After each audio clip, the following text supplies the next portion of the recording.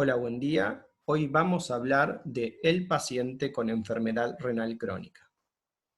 Para comenzar, tenemos a una mujer de 60 años con antecedentes de diabetes e hipertensión arterial que nos consulta para realizar un examen periódico de salud.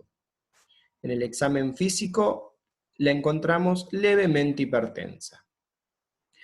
Le solicitamos un laboratorio sanguíneo, donde en el laboratorio sanguíneo encontramos un hematocrito de 32 con 11 de hemoglobina y un BCM normal, una glucemia de 172, una urea de 76, una creatinina de 1,9 y un potasio de 5,2. En base a los hallazgos de laboratorio, podemos concluir que la persona tiene una anemia normocítica, una hiperglucemia, una hiperpotasemia leve y deterioro de la función renal manifestado por el aumento de la urea y el aumento de la creatinina. Como vamos a ver más adelante, la anemia y la hiperpotasemia también pueden ser explicadas por el deterioro de la función renal. La enfermedad renal crónica tenemos que se define como el deterioro progresivo e irreversible de la función renal que se produce por un periodo mayor de 3 meses. Ese deterioro progresivo e irreversible de la función renal se va a manifestar por un aumento de la urea y un aumento de la creatinina plasmáticas. Y es consecuencia o es reflejo de la disminución del número de nefronas. Con respecto a las causas, las dos causas principales de enfermedad renal crónica en nuestro medio son la diabetes y la hipertensión arterial. Hay otras causas, como por ejemplo las glomerulopatías primarias, ciertos fármacos como los AINE, la poliquistosis renal y la hiperplasia prostática benigna. Pero recuerden, las dos causas principales en nuestro medio son la diabetes y la hipertensión arterial. Desde el punto de vista fisiopatológico, tenemos una anoxa, que esa anoxa puede ser la diabetes o puede ser la hipertensión arterial, que genera una lesión crónica cicatrizal a nivel renal.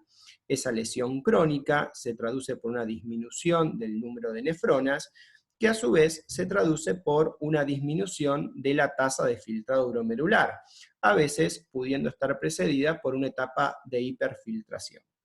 Esa disminución de la tasa de filtrado glomerular se va a manifestar como un aumento de los productos de desecho, reflejado fundamentalmente por el aumento de la urea plasmática. En base a la tasa de filtrado glomerular, la nefropatía crónica puede clasificarse en diferentes fases o estadios. Recordemos que el filtrado glomerular, a partir de los 30 años, de forma fisiológica, va disminuyendo a raíz de 1 mililitro por año. Entonces, estas fases pueden ser la fase 1, donde el filtrado glomerular es mayor a 90 mililitros por minuto, y generalmente son personas que tienen factores de riesgo para daño renal, como por ejemplo la diabetes y la hipertensión arterial, y un sedimento urinario patológico, donde podemos encontrar leucocitos, cilindros, proteínas. La fase o estadio 2 es aquella que tiene una tasa de filtrado que está entre 60 y 89 mililitros por minuto. La fase 3 entre 30 y 59 mililitros por minuto, la fase 4 entre 15 y 29, y la fase 5 tiene un filtro glomerular menor de 15 mililitros por minuto. Aquellos pacientes que se encuentran en fase 3, o sea que su filtrado glomerular es menor de 60 mililitros por minuto, es cuando nosotros hablamos de insuficiencia renal crónica, ¿sí? Para hablar de insuficiencia renal crónica, el filtrado glomerular tiene que ser menor de 60 mililitros por minuto, ¿sí? Cuando es mayor, uno habla de nefropatía crónica, o sea, la nefropatía crónica abarca a la insuficiencia renal crónica. Cuando el filtrado glomerular es menor de 30 mililitros por minuto, generalmente es cuando nosotros vamos a ver las manifestaciones clínicas correspondientes al síndrome urémico, como vamos a ver más adelante. Y cuando el filtrado glomerular es menor de 15 mililitros por minuto, es cuando se habla de nefropatía terminal. Con respecto a las formas de presentación clínica, la enfermedad renal crónica puede manifestarse como un hallazgo de laboratorio, por ejemplo, pacientes hipertensos o diabéticos que nosotros le hacemos los controles rutinarios y encontramos en el laboratorio deterioro de la función renal. Esta forma de presentación es muy frecuente. También puede manifestarse por síntomas inespecíficos, tales como astenia, adinamia, debilidad, hiporexia. Puede manifestarse como un síndrome urémico, como vamos a ver más adelante, y estas personas tienen un filtrado glomerular menor de 30 mililitros por minuto. Y también puede haber manifestaciones urinarias. Por ejemplo, puede manifestarse como poliuria, que la definición de poliuria es relativa, porque también va a depender de la cantidad de líquidos que tome la persona, pero se define como una emisión diaria de orina mayor de los 3 litros, o más específicamente, un ritmo diurético mayor de 1,5 mililitros kilo hora. También puede manifestarse como nicturia o nocturia. Estos términos muchas veces se superponen, siendo la nicturia que se refiere a que la persona se levanta varias veces de noche para orinar, y la nocturia es el cuadro en el cual el volumen urinario nocturno es mayor que el diurno. También las personas pueden manifestar oligoanuria, que se define como la eliminación diaria de un volumen de orina menor de 500 mililitros. Teniendo en cuenta las funciones que cumple el riñón y sus alteraciones, nosotros podemos sacar las diferentes manifestaciones clínicas que pueden tener los pacientes con nefropatía crónica. Recordemos que el riñón interviene en el balance de sodio y agua, en el balance de potasio, en la eliminación de desechos nitrogenados, en la producción de eritropoyetina, en la regulación del equilibrio ácido-base, en la activación de la vitamina D y en la eliminación del fosfato. La alteración de estas funciones va a dar las diferentes manifestaciones clínicas. Por ejemplo, la alteración en el balance de sodio y agua tenemos que genera un cuadro de hipervolemia. Ese cuadro de hipervolemia se puede manifestar como hipertensión arterial, puede originar edemas y finalmente un cuadro de insuficiencia cardíaca. La alteración en el balance del potasio se manifiesta como hiperpotasemia. Recordemos que el riñón habitualmente elimina potasio. Al no poderlo hacer, el potasio plasmático aumenta. La alteración en la eliminación de desechos nitrogenados se va a manifestar como un aumento de la urea.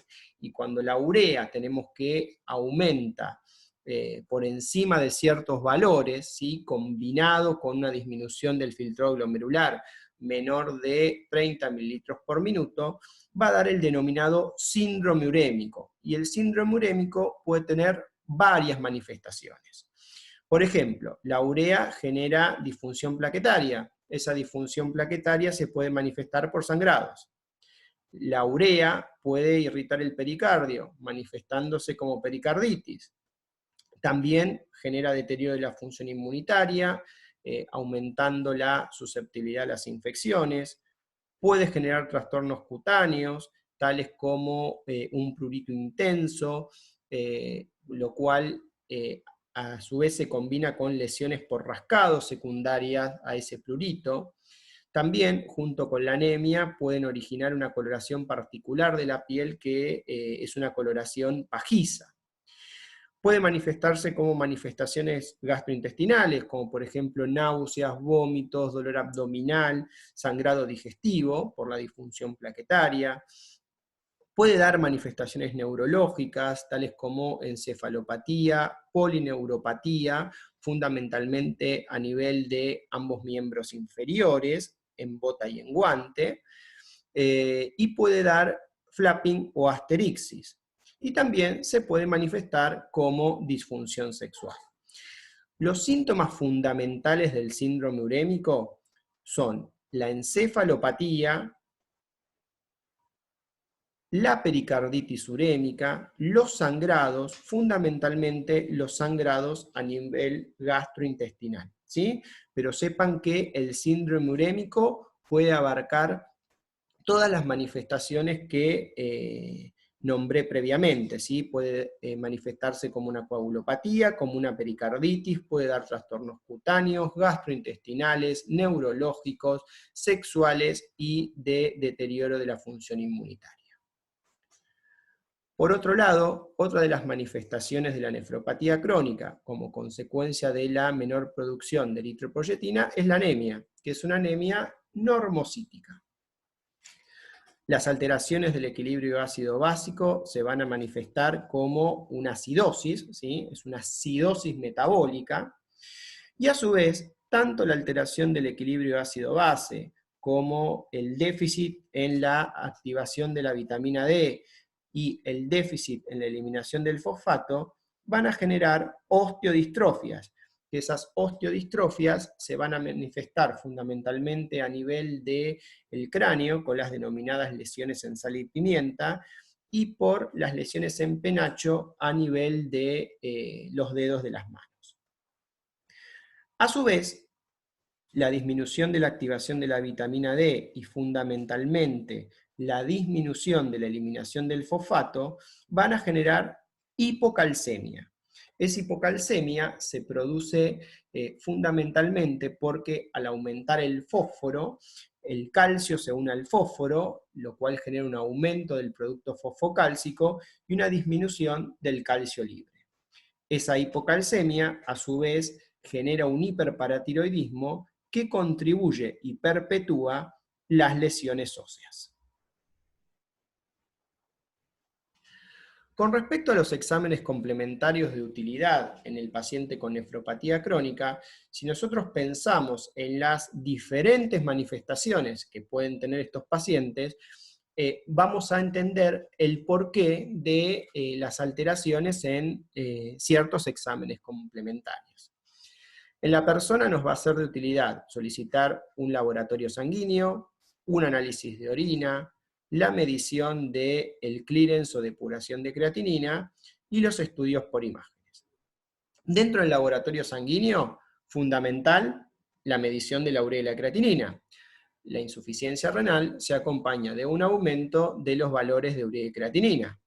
También va a ser importante la medición, el solicitar un hemograma, donde vamos a encontrar o podemos encontrar una anemia normocítica, un ionograma, donde nos podemos encontrar con una hiperpotasemia, y a veces en los casos donde la hipervolemia es marcada, una hiponatremia dilucional, un estado ácido-base, donde vamos a hallar una acidosis metabólica, una calcemia, un calcio iónico fundamentalmente, donde vamos a encontrar una hipocalcemia, y la medición del fosfato, donde vamos a encontrar una hiperfosfatemia.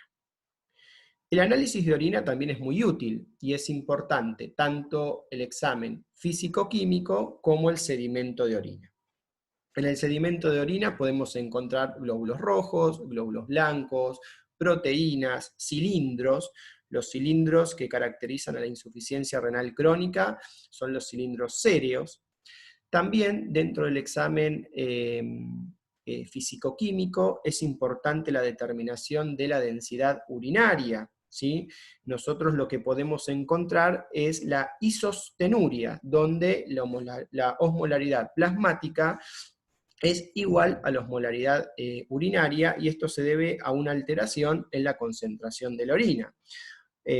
La isostenuria es reflejada a través de la densidad urinaria, donde una densidad de 1.012 sería compatible con isostenuria. La determinación del clearance de creatinina es importante para determinar la tasa de filtrado glomerular.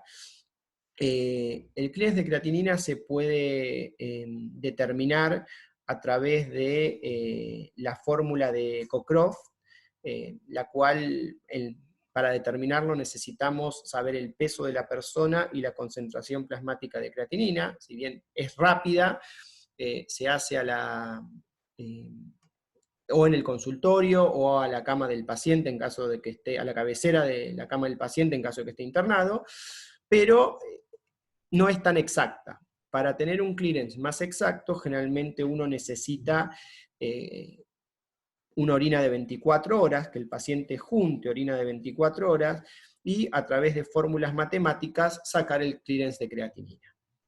Y por último, tenemos los estudios por imágenes, donde los estudios por imágenes que van a ser de utilidad para estudiar al paciente con daño renal crónico, van a ser, por un lado, una ecografía renal, que la ecografía renal nos va a mostrar fundamentalmente riñones chicos, donde esos riñones chicos tienen un tamaño que es menor de 10 centímetros, y las radiografías para estudiar las alteraciones óseas, tanto radiografía de cráneo como radiografía de manos. En la radiografía de cráneo podemos observar las lesiones en sal y pimienta, que son lesiones osteolíticas, y en manos las lesiones en penacho. Volviendo a nuestro caso clínico inicial, donde teníamos una mujer de 60 años, diabética e hipertensa, que consultaba para realizarse un examen periódico de salud, y en el laboratorio encontrábamos una anemia normocítica, deterioro de la función renal e hiperpotasemia leve, ahí nosotros podemos ver que tanto la anemia como la hiperpotasemia pueden ser explicadas por el deterioro de la función renal. En base a esto, complementamos o completamos, mejor dicho, el laboratorio sanguíneo, donde le solicitamos un estado ácido-base que mostró una acidosis metabólica y un metabolismo fosfocálcico donde se observó una hiperfosfatemia leve. El análisis de orina mostró una densidad de 1,012, compatible con isostenuria, y cilindros granulosos. El clearance de creatinina calculado por orina de 24 horas nos dio un valor de 40 mililitros por minuto por 1,73 metros cuadrados de superficie corporal. Y la ecografía renal mostró ambos riñones disminuidos de tamaño y ecoestructura heterogénea. En base a los datos obtenidos de la anamnesis, el examen físico y los exámenes complementarios, podemos concluir que nuestra paciente presenta un daño renal crónico o una nefropatía crónica, probablemente secundaria a la diabetes y a la hipertensión arterial.